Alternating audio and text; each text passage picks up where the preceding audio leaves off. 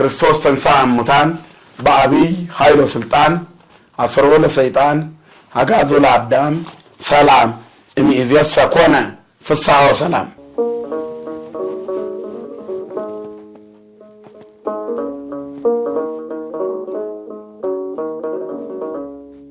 የትንሣኤያችን በኩር የፍጥረት ሁሉ ጌታ መድኃኒተ ዓለም ኢየሱስ ክርስቶስ ሙስና መቃብርን አጥፍቶ ሞትን ድል ነስቶ መቃብሩን ባዶ እንዳደረገው የኔና የናንተንም ኃጢአት ደምስሶ ሕይወታችንን በቅድስና እንዲሞላው መልካሙን የምስራች በመጨረሻው ዘመን እንዲያሰማን መልካም ፈቃዱ ይሆንልን።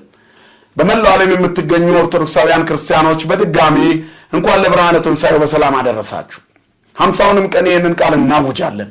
ምክንያቱም እድሜ ዘመናችንን የምንኖርበትን ተድላና ደስታ የማይለያትን ዕረፍተ መንግሥተ ሰማያትን ምሳሌ የሆነችዋን በዓለ ሃምሳ በደስታ ስላለን ደስታችን ፍጹም መንፈሳዊ እንዲሆን ሁል ቀን እንኳን አደረሳችሁ እንባባላለን። ምክንያቱም በሰማይ በደስታ የምንኖርበት ምልክት ስለሆነ እግዚአብሔር ለዚህ ቀን ሁላችንንም ያብቃን፣ መጨረሻችንን ያበጅልን። እንደ እግዚአብሔር ፈቃድ የምንነጋገረው ከትንሣኤ በኋላ ባለችው በመጀመሪያዋ ቀዳሚት በዕለተ ቀዳሚት ሴቶች አስገረሙን የሚል ይሆናል የትምህርታችን ርዕስ። የሉቃስ ወንጌል ምዕራፍ 24 ቁጥር 22 ላይ የምናገኘው ቃል ነው። ይህንን ቃል የተናገሩት ከተዘጋው ቤት ቅድስና ካለበት ቤት ለወደፊት አልጫ የሆነውን ዓለም በሕይወታቸው ጨውነት ያጣፍጣሉ ተብለው የተመረጡት ለክብር ተልእኮ ለልዩ አገልግሎት በገንዘብ የማይተመነውን ወንጌል የትንሣኤውን ምስጢር የክርስቶስን ፍቅር አልጫ የሆነውን ዓለም ያጣፍጡ ሕይወታቸው እንዲለመልም ከክርስቶስ ጋር የነበሩ ሁለት ደቀ መዛሙርት ያንን ሕይወት አቋርጠው ዓለማዊ ኑሮ ለመኖር ወደ ቤታቸው የሚመለሱ ሰዎች ለራሱ ለክርስቶስ መንገድ ላይ የነገሩት ቃል ነው። በዚህ ጉዳይ ዲቴል አንሄድበትም፣ ምክንያቱም የኤማውስ መንገደኞችን የወንጌል ክፍል ስናጠና ስለምንመለስበት ነው። እነዚህ ሰዎች እየሄዱ አግራሞታቸውን በተቃራኒ ጎን ወይም በኔጌቲቭ ሳይድ ነው እየገለጹ ያሉት። አስገረሙን ሴቶች ብለዋል። እውነት ነው፣ ሴቶች ያስገርማሉ። እኛ ግን በቀናው ጎዳና ይህን ጥቅስ እንቀበለዋለን። ሴቶች አስደመሙን፣ ሴቶች አስገረሙን ብለን እንይዘዋለን። የሉቃስ ወንጌል ምዕራፍ 24 ቁጥር 22 ሴቶቹ እነዚህን ሰዎች ለምን አስገረሟቸው? እኛስ ሴቶች አላስገረሙንም? ቤተ ክርስቲያንም ይህንን ይዛ ይህንን ቀን ሰይማበታለች። ሴቶች በሰው ልጆች ሕይወት ውስጥ ረዳትና ደጋፊዎች እንደሆኑ ከመጀመሪያው የዘፍጥረት ታሪክ ጀምሮ እናያለን። እግዚአብሔር 22ቱን ስነ ፍጥረታት ከፈጠረ በኋላ ሁሉ መልካም እንደሆነ አየይልና ሰው ብቻውን ይሆን ዘንድ መልካም እንዳልሆነ አየይላል። በስራው የማይሳሳት እግዚአብሔር በውስጡ ያለችውን አጥንት ከአዳም አውጥቶ ሴትን ፈጠረለት። የሚያስገርም ቃል አዳም አወጣ። ሴቶች ከዚያ ጊዜ ጀምሮ ያስገርማሉ። በብሉይ ኪዳንም ሆነ በአዲስ ኪዳን በሰው ልጆች መንፈሳዊ ሕይወትም ሆነ ዓለማዊ ሕይወት ውስጥ ከፍተኛውን ሚና የሚቀበሉት ሴቶች ናቸው። የሚስቱን ሙሉ ፍቃድ ሳያገኝ ለወንድ የእግዚአብሔር አገልጋይ ሆኖ መኖር ይከብደዋል። ሴቶች የሚጎረብጡ ከሆኑ የአገልጋይ ጸጋው እየወረደ ይሄዳል። ሴቶች በልምላሜ የተሞሉ ለእግዚአብሔር ቤት የተመቹ አገልግሎቱን የሚደግፉ ሲሆኑ አገልጋይ ሕይወቱ ያማረ የሰመረ ይሆናል። ክርስቲያንም እንደዚሁ ነው። በቤቱ ውስጥ ሚስቱ እግዚአብሔርን የምትፈራ ከሆነች ወንዱ ግድየለሽ እንኳን ቢሆን በጸሎቷ የመመለስ አቅም አላት። የሚያስገርም እምነት፣ የማይለወጥ ፍቅር፣ ውለታን የማይረሳ አይምሮ ሴቶች እንዳላቸው አዲስ ኪዳን ይህንን ስላመነ ለሴቶች ይህንን ትልቅ ቦታ ሰጥቷል። ለሹመትም፣ ለውርደትም፣ ለውድቀትም፣ ለትንሣኤም፣ ለማግኘትም፣ ለማጣትም በምድር ላይ በሚኖሩ የጥንዶች ሕይወት ውስጥ የሴቶች ሚና ከፍተኛውን ድርሻ ይይዛል። አንዳንድ ሰዎች ባለመረዳት ስለ ሴቶች ያለውን አመለካከት ሴቶች የተናቁና የተገፉ አድርገው ስለሚያስቡ የሴቶች እኩልነት፣ አንዳንድ ቦታ የሴቶች የበላይነት የበታችነት የሚል የጾታ መለያየት በመፈጠሩ ምክንያት ምድር ውጥንቅጡ በወጣ ጎዳና ላይ ትኖራለች። ቤተክርስቲያን ግን እንዲህ አይደለችም። ለቅዱሳት አንስት ቦታ አላት፣ ለቅዱሳን አበው ቦታ አላት፣ ለሴቶችም ለወንዶችም የተቀደሰ ቦታ አላት። በማስቀደሻ ደረጃ መቋማ አንስት አለ። የሴቶች መቆሚያ ለብቻ አለ፣ የወንዶች መቆሚያ ለብቻ አለ። በቅድስና ማይረግም ለወንዶችም ለሴቶችም የምትሰጠው ክብር እኩል ነው። ለይታው አታውቅም። በአገልግሎት ጫናና በኃላፊነት ግን ወንድ የቤት ራስ ነው። ኃላፊነት እንጂ ስልጣን አይደለም። ይህንን ያልተረዱ ሰዎች የጾታ ልዩነት በማምጣት በሴትና በወንዶች መካከል ጦርነትን በመፍጠር የሚኖሩ እግዚአብሔር የተለያቸው ሰዎች ይበዛሉ። ግን እንዲህ አይደለም። ስለዚህ ቤተክርስቲያን እንደዚህ ስላልሆነች ቅዳሜ ወይንም ዕለተ ቀዳሚትን ቅዱሳት አንስት ትለዋለች። የተቀደሰችው ዕለት ሴቶች የሚታሰቡባት፣ ቅዱሳት አንስት የሚዘከሩባት ቀን ናት። በመጽሐፍ ቅዱስ ውስጥ ያሉ ሴቶች በእያንዳንዱ ቦታዎች ላይ ያላቸውን ሚና የምትገልጽ ይሆናል። ሴቶች በእያንዳንዱ የሰው ልጅ የወንድ እድገት ውስጥ ቦታ አላቸው። ወንድ ብቻውን ስለሆነ ሴት ተፈጠረችለት። ይሄ ማለት ብቻውን መኖር አይችልም ማለት ነው እኮ አያችሁ። ስለዚህ እግዚአብሔር ወንድ ብቻውን ይሆን ዘንድ መልካም አይደለም ነው እኮ ያለው።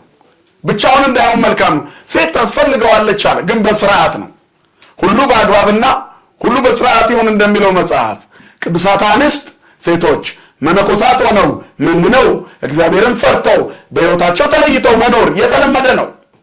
በክርስቶስ ፍቅር የተማረኩ ወንጌል የገባቸው የወደቀውን ማንሳት፣ የታመመውን መደገፍ፣ ስለ ፍትህ መቆም፣ በንጽህና እንባን ስለማፍሰስ፣ ስለ ኃጢአት መጸጸት፣ ከዝሙት ወጥመድ ስለመውጣት፣ በእምነት ስለማደግ ልዩነት ያመጡ ሴቶች አስገረሙን የተባሉት እነዚህ ናቸው። የሚደነቅ ከሐዋርያት በላይ የሚደነቅ የእምነት ጥባት የታየባቸው እነዚህ ሴቶች ይታሰቡበታል። ይህ ቅዳሜ ከትንሣኤ በኋላ ያለው የመጀመሪያው ቅዳሜ ቅዱሳት አንስት ይባላል። የተቀደሱ ሴቶች ማለት ነው።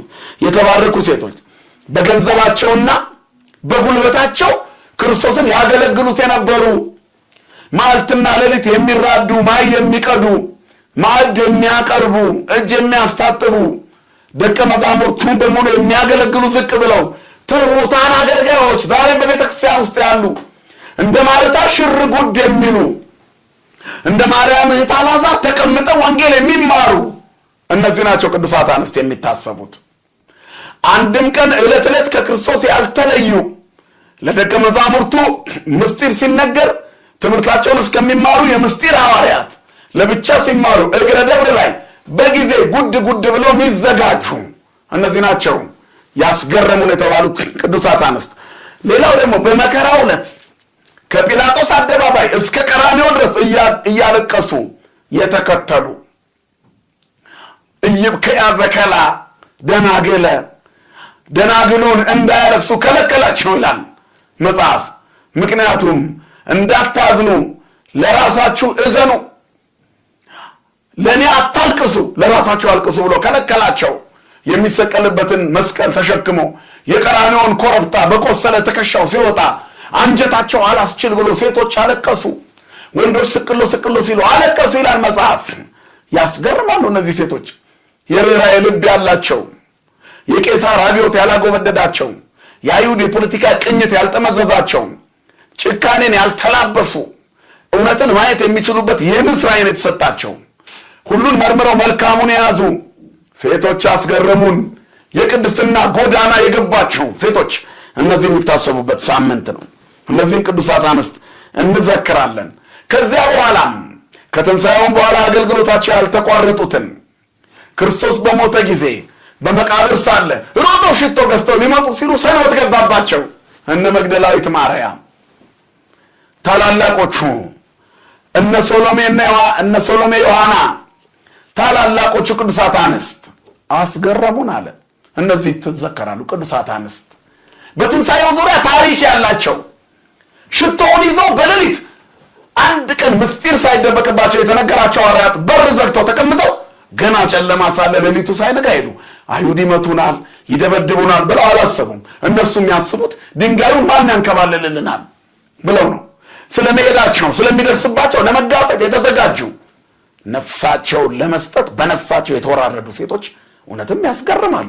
እነዚህ ያላስገርሙ ማን ያስገርማል? ቤተክርስቲያን እነዚህን ቅዱሳት አንስት ብላ ትዘክራቸዋለች። በእነሱ እግር የተተኩ ታላላቅ ቅዱሳት አንስት እነ ቅድስት ክርስቶስ ሰምራ፣ እነ ወለተ ጴጥሮስ፣ እነ ቅድስት አርሴማ፣ ደጋግ ቅዱሳት አንስት የእነ መግደላዊት ማርያም ልጆች ተፈጥረውልናል። ተዋህዶ ብዙ ቅዱሳት አንስት አፍርታለች። እነዚህ ናቸው የሚያስገርሙት። በእምነታቸው ውስጥ በራቸውን ዘግተው ለክርስቶስ ያደሩ፣ ሌሊት ገና ልክ የቀዳሚት ሰንበት አልቆ እሑድ ሊገባ ሲል በማለዳ ገስግሰው ሄዱ። ከማንም ቀድመው የመቃብሩ ድንጋይ ተንከባሎ ያዩ። ብዙ ሰው ተሰብስቦ የማያንከባልለውን ድንጋይ የእግዚአብሔር መልአክ አንከባሎ በላዩ ላይ ተቀምጦ ሕያውን ከሙታን መካከል ስለምን ትፈልጉታላችሁ? ተነስቷል። ኑ የተከፈነበትን የተልባ እግር ፈትሉን እዩት፣ ተነስቷል፣ በዚህ የለም የሚለውን ብስራት ሰምተው እየሮጡ ለሐዋርያት አልጫውን ዓለም በወንጌል ጨውነት እንዲያጣፍጡ የተጠሩ ደቀ መዛሙርት በራቸውን ዘግተው በፍርሃት ነበሩ። ሴቶቹ ተነስቷል ብለው አይተው መጥተው ነገሯቸው። ራሱን መቆጣጠር ያቃተው ጴጥሮስ እየሮጠ ወጣ። ከሱ የበረታው ወጣቱ ዮሐንስ ቀደመው። በሩ ላይ ሳይገባ ጠበቀው። ገባና የተልባ እግር ፈትሉን አየ። ለቅዱሳት አንስቱ እግዚአብሔር መሐሪ መሆኑን መላእክቱ ነገሯቸው። ሂዱና ለጴጥሮስ ነገሩ። ስላለቀሰው ጴጥሮስ የትንሣኤው ምስጢር ለወደቀች ሴት ለመግደላዊት ማርያምና ተጸጽቶ በእንባ ውስጥ ላለው ለጴጥሮስ ቀድሞ እንዲነገር ተደረገ። በመጀመሪያ መግደላዊት ማርያም አየችው። 7 አጋንንት ይወጣላት። 7ቱ ኃጢአቶች በላዩ ላይ የነበሩ መንፈሰ ጽርፈት፣ መንፈሰ ዝሙት፣ መንፈሰ ትውዝፍት፣ መንፈሰ ትዕቢት፣ እነዚህ የነበሩ የሐሜት፣ የትውዝፍት፣ የትዕቢት 7ቱ አጋንንት አድረውባት የነበረች ክርስቶስን ስታገኘው የተለወጠች ውለታው መርሳት ያቃታት ብልቃቷን ሽቶ ሞልታ ከሌሎች ቅዱሳት አንስት እህቶቿ ጋር በሌሊት ሄደች። አይሁድ ይመቱናል፣ ይደበድቡናል። ለሴት ልጅ አስቸጋሪ ነው ያ ጊዜ። ለሰው ልጅ ሁሉ አስቸጋሪ ነበር ያ ሰዓት። እነሱ ግን አልፈሩም። አያችሁ፣ ስለ ክርስቶስ ዋጋ ስትከፍሉ ከፊታችሁ የሚያጋጥመው ነገር ይጠፋባችኋል። ፍርሃት ይጠፋላችኋል። መከራ ይጠፋላችኋል። ስጋት ይጠፋላችኋል። መስቀሉን ስናይ መስቀሉ ድፍረት ይሰጣል። የክርስቶስ ፍቅር ሞትን እንዳንፈራ ያደርገናል እኮ። ለዚህ እኮ ነው ወደ ሞት ስንነዳ ደስ የሚለን ፍቅሩ ነው፣ እግዚአብሔር ለኛ ያደረገልን። ቅዱሳት አንስት የዚህ ምሳሌ ናቸው። ስለዚህ በዚህ ሳምንት ቅዱሳት አንስት ይዘከራሉ፣ ይታሰባሉ። እና ቅዱሳት አንስትን የምናስብበት ቀደም ካሉ ሴቶች ብንነሳ አብርሃምን ጌታዬ የምትለዋ ሳራ የትዳሯ ታማኝ፣ እሷን በዚህ ውስጥ ትዘከራለች። የእነ መግደላዊት ማርያም የእምነት እናት ናትና ሐናም ሳሙኤል ትዘከራለች። ምክንያቱም በእግዚአብሔር ታቦት ፊት ቆማ ቀንዴ ከፍ ከፍ አለ፣ አፌን በጠላቶች ፊት ተከፈተ ብላ ስላገኘች ለምስጋና የመጣች ውለታ የማትረሳ ቅዱሳት አንስት ውለታ የማይረሱ ሴቶች፣ ፍቅርን የማይረሱ ውለታን የማይረሱ የተደረገላቸውን የማይዘነጉ ለተደረገላቸው ለመክፈል በነፍሳቸው የሚወራረዱ ናቸው በቅዱሳት መጻሕፍት ላይ። ስለዚህ ሐናም ተመልሳ ልጅ ሲሰጣት ሮጣ መታን ያመሰገነችው ስዕለቷን ተስላ ለእግዚአብሔር ቤት የሰጠች የእመቤታችን እናት ሐና እናታችን እመቤታችንን ተስላ ለምና ያለምንም ስስት ያችን የመሰለች ንዕድ ክብርት እናት የምታሳሳ ልጅ የ3 ዓመት ሕፃን እግዚአብሔር ሆይ ዘአወፈይከኒ አወፈይኩከ ሰጠኸኝ እሰጥሃለሁ ብዬልህ እነሆ ያንተ ናት። ያለምንም ስስት መስጠት የወዳቸውን ፍሬ የሚሰጡ ጥራት ያላቸው እናቶች በዚህ ይታሰባሉ፣ አይረሱም። በእነ መግደላዊት ማርያም ውስጥ እነ ሶስና አሉ። ታላላቆቹ በቅድስና በንጽህና የኖሩ በሰይፍ ሊገደሉ ሲሉ እግዚአብሔር በዳንኤል ላይ አድሮ ከደረበናት ያዳናት ሶስና አትረሳም። በኋለኛው ዘመን እነ ቅድስት አፎሚያ በቅዱስ ሚካኤል እርዳታ የተደረገላቸው ያስገርማሉ። የእምነታቸው ጥብዓት ቴዎብስታ የዱራታኦስ ሚስት ድርሳነ ሚካኤል ያለችዋ ሴት በዚህ ክፉ ዘመን እንዴት አለሽ ያላት ቅዱስ ሚካኤል የእምነቷ ጥንካሬ ቅዱስ ሚካኤልን ያስገረመው። ሴቶች ያስገርማሉ። እግዚአብሔርን ሲፈሩ ማይተባቸውን ሲያጠብቁ እስከ ቀራንዮ ሲከተሉ ሴቶች ያስገርማሉ። ልጆቻቸውን አሳድገው በእምነት ከፍ ከፍ አድርገው ሲያም ያስገርማሉ። የሙሴ እናት ታስገርማለች ዮካብድ። ምክንያቱም ዮካብድ ያደረገችውን አስቡ። በቤተ መንግስት ውስጥ የቤተ መንግስቱ አካል የጨካኞቹ ቤተሰብ እንዳልሆነ እሱ እግዚአብሔርን ከሚያመልኩ ሕዝብ እንደተገኘ እያስተማሩ ማሳደግ፣ በቤተ መንግስት ካደገ በኋላ የፈርዖን የልጅ ልጅ እንዳይባል በእምነት እምቢ አለ ይላል ሐዋርያው ቅዱስ ጳውሎስ ስለሱ ሲጽፍ። ኬታ መጣው ሙሴ ይህን እምነት? ከእናቱ ልጇን ቀርጻ ማሳደግ የምትችል ሴት ልጅ ናት። እግዚአብሔር በእናቶች ልብ ውስጥ በከፍተኛ ግርማ አለ፣ ስሙ የተመሰገነ ይሁን። ስለዚህ ሴቶች እህቶቻችን ይህን ክብር ጠብቁ። ልብስ ስለለወጣችሁና ወንድ ለመምሰል ስለሮጣችሁ ምድር ላይ ቆዳችሁ ከመጨማደድ ጉልበታችሁ ከመሰበር አይተርፍም። የሚያስገርም እምነት፣ መንፈሳዊ ትሕትና ያለው ማንነት፣ ራስን የጠበቀ ሰብዕና፣ ሁሉን ችሎ በመኖር የምንላበሰው በረከት ያለበት የትዕግስት ሕይወት፣ በአስቸጋሪ ባሎች ውስጥ ታማኝ ሆኖ መኖር፣ መስቀሉን የሚያይ ሰብዕና፣ የሚያስገርም ማንነት ይሄ ነው። ስለዚህ አሁንም ብዙ የሚያስገርሙ ሴቶች አሉ። ለአገልግሎት ወደ ክፍለ ሀገር ስንሄድ ወገባቸውን አስረው በብዙ ልጆቻቸው መካከል የሚመጡ እንግዳ መምህራንን በቤታቸው በማስተናገድ ሽር ጉድ ብለው ቤታቸውን ፋሲካ አድርገው የሚቀበሉ የሚያስገርሙ ቅዱሳት አንስት አሉ። የነ መግደላዊት ማርያም ልጆች የሚያስገርሙ እነዚህ ናቸው። እነዚህ ሁሉ የዚህ የቅዳሜው በረከት ተካፋዮች ናቸው። ቅዱሳት አንስት ማለት እነዚህ ናቸው። የማይረሱ በሃይማኖት ትግል ውስጥ ከፍተኛ ማዕረግ ያላቸው እነሱ ናቸው። ቀደም ካሉት ጀምሮ ልባሟ ሴት አቢግያ ባሏን ከሞት ለመታደግ የሚበቃ እግዚአብሔርን መፍራትን በልቦና ያደረገች የዳዊትን ልብ ያስደመመች የምትደነቀው አቢግያ ልባሟ ሴት ድንቋ ማስተዋል የተላበሰችዋ ሴት እሷን አስቧት። ኤልዛቤልን አትሆኑ፣ አቢግያን ሁኑ። የዘመኑ ሴቶች ለእናንተ ምልክታችሁ ለተዋህዶ ሴቶች አቢግያ ናት ምሳሌያችሁ። በከተማ የምትኖሩ በተራራ የምትኖሩ ከሆነ አቢግያን ተከተሏት። ታዛዥ፣ ለቤቷ ታማኝ፣ እግዚአብሔርን የምትፈራ፣ የሚመጣውን አደጋ ቀልብሶ የመመለስ ጥበብና ብልሃት ያላት አቢግያ ለዝሙት የተዘጋጀችው የእግዚአብሔርን ቤት የተዳፈረች የእግዚአብሔር ነቢያትን ያሳረደችው ኤልዛቤል ያልሆነችዋ። ኤልዛቤልን አትሆኑ። ፈትነትን ጥሉ። ትዳራችሁን አክብሩ። በቤተ መቅደስ ውስጥ በፍርሃት ኑሩ። ሴት በቤተ ክርስቲያን ዝም ትበል ሲል መጽሐፍ ዝምታው ውበቷ ነው ብሎ ነው እንጂ ጭቆና እኮ አይደለም። መቅደስ ገብታ አትቀድስም ማለት እኮ ወንድ ከሴት አይደለም የሚወለደው፣ ከሷ እኮ ነው የሚገኘው። ሴት በመጀመሪያ ከወንድ ትገኝ እንጂ ኋላ እኮ ሁላችንም የምንገኘው ከሴት ነው። እንደውም የዓርብ ውዳሴ ማርያም ትርጓሜ የሚናገረው አለ እኮ ቡሩክት አንቲ እምአንስት ወቡሩክ ፍሬ ከርሥኪ ተፈሲ ኦ ማርያም ድንግል ወላዲተ አምላክ ብሎ ምክወል ለደናግል ይላታል። አንቺ ከሴቶች መካከል የተባረክሽ የማኅፀንሽ ፍሬ የተባረከ ድንግል ማርያም ሆይ የደናግል መመኪያቸው አንቺ ነሽ ይላታል። ድንግል ማርያም የሴቶች መመኪያቸው ናት። ደናግል ሲል ሴቶችን ነው። ታዲያ ከምንድነው መመኪያቸው የሆነችው? ቀድመው ወንዶች በሴቶች ይሰለጥኑባቸው ነበረ። እናንተ ከኛ ተገኝታችኋል እንጂ እኛ ከእናንተ አልተገኘንም ይሏቸው ነበር። እናንተ ሔዋን ከአዳም ትገኝ እንጂ ክርስቶስ ኢየሱስ ከእመቤታችን አይደለም ምን የተገኘው ብለው የሚመኩባት ሆናለችና እመቤታችን ይላል ተርጓሚው። ያ ብቻም አይደለም፣ ቀድመው ወንዶች ሴቶችን ያንኳስሷቸው ነበር። በእናንተ ምክንያት ከገነት ወጣን ይሏቸው ነበር።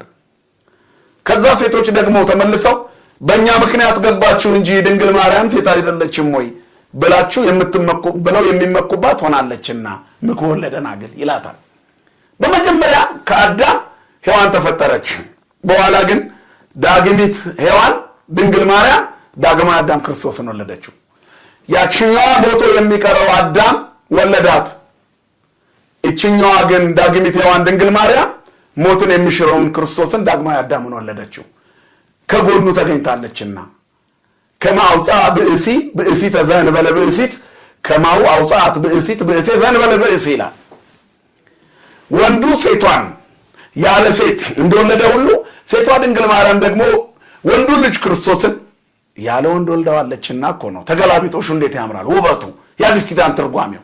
ስለዚህ የአዲስ ኪዳን ምዕመናን ቅዱሳት አንስት ውበታችን ድንግል ማርያም ናት በሉ። በቤተ መቅደሱ በውበት ኑሩ። ሴት አትቀድስም ቢባል መቅደስ ናት። መቅደስ ዘይትትነሰት ያላት እመቤታችንን ነው፣ ክርስቶስ የሚከበርባት። አሁንም የቤተ መቅደሱ ቀዳሽ ከሴት ማህፀን ነው የሚወጣው። መናኙ ከሴት ነው የሚወለደው። ጳጳሱ፣ ሳይንቲስቱ፣ ኢንጂነሩ፣ አገር መሪው ከሴት ነው የሚገኝ። ይህንን የምታመርት የተዋበች እርሻ አይደለች እንዴ ሴት? ስለዚህ ሴት ልጅ ትበልጣለች፣ ትዋባለች፣ ታምራለች፣ ታስገርማለች፣ ታስደንቃለች ስትጠብቅ ራሷን። ስለዚህ እግዚአብሔር ሴትን ከወንድ አላሳነሳትም። ወንድንም በሴት ላይ በጉልበትና በኃይል አላሰለጠነውም። በኃላፊነትና በመረዳት በትክክል በማገልገልና በፍቅር በመኖር ነው። ስለዚህ ሴቶች ለባሎቻችሁ ብትገዙ በጌታ ስርዓትና ሕግና ደንብ ነው። የበታቾች ሆናችሁ አይደለም። ውበታችሁ ስለሆነ ነው። በቤተክርስቲያን ዝም በሉ ቢባል አትስበኩ ቢባል ዝምታችሁ ስለሚያስተምር። መግደላዊት ማርያም የሰበከችው እኮ ነው የሚነገረው ዛሬ። እንደነ ጴጥሮስ አልዞረችም። ትንሣኤውን ከሁሉ ቀድማ ማብሰራ በቃ አዲስ ኪዳን ዓለም ሁሉ የሰማው አዲስ ኪዳን የተበሰረው በሴት ነው። ዓለምን ያጣፈጠው ክርስቶስ የተወለደው ከሴት ነው። የዘመኑ ፍጻሜ በተገኘ ጊዜ እግዚአብሔር ከሕግ በታች ከሴት የተወለደውን ልጁን ላከልን አለ ገላትያ ላይ። አያችሁ ድንግል ማርያምም ከሴቶች የተለየች ነገር ግን ሴት ናት በፍጥረት። ስለዚህ አስገረሙን ቅዱሳት አንስት የድንግል ማርያም ልጆች እነ መግደላዊት ማርያም አስገረሙን አለ። ሁልጊዜም ሴቶች ያስገርማሉ ሃይማኖታቸውን ሲጠብቁና ይህ ቅዳሜ የዳግም ትንሣኤ ከመግባቱ በፊት ያለው ዋዜማ የሆነው ቅዳሜ ከትንሣኤ በኋላ ያለው የመጀመሪያው ቅዳሜ ቀዳሚት ከስዑር ቅዳሜ በኋላ በአዲስ ኪዳን የሚጀመረው የሚደንቀው ቀዳሚት ቅዱሳት አንስት የምታሰቡበት ነው። በዚህ ምክንያት በርካታ ቅዱሳት አንስት በቤተክርስቲያናችን ይከብራሉ። ታቦት ተቀርጾላቸው፣ ጽላት ተቀርጾላቸው፣ ቤተክርስቲያን ተሰርቶላቸው በስማቸው እግዚአብሔር እየተመለከበት ስጋው ደግሞ እየተፈተተበት እነሱም ገድላቸው ተጽፎ ተመዝግቦላቸው የሕይወት ታሪካቸው ተነግሮ በረከታቸውን ለማግኘት እንተጋለን። የቅዱሳት አንስት እናቶቻችን በረከት በሁላችን ላይ ይደርብን። የትንሣኤው በረከት አይለየን። ክርስቶስ ተንሥአ እሙታን በአብይ ኃይለ ሥልጣን አሰሮ ለሰይጣን አጋዞ ለአዳም ሰላም ይእዜሰ ኮነ ፍስሐ ወሰላም። የትንሣኤያችን በኩር የፍጥረት ሁሉ ጌታ ክርስቶስ በወንጌል እንድናገለግለው በዚህን ቃል እንድናስበው እንድናስታውሰው አንደበታችንን ስላከናወነ ይህንንም ቃል እንድንሰማ ስለፈቀደ ስሙ ለዘላለም የተመሰገነ ይሁን። ለብርሃነ ዕርገቱ በሰላም ያደርሰን ይቆየን። ወስብሐት ለእግዚአብሔር።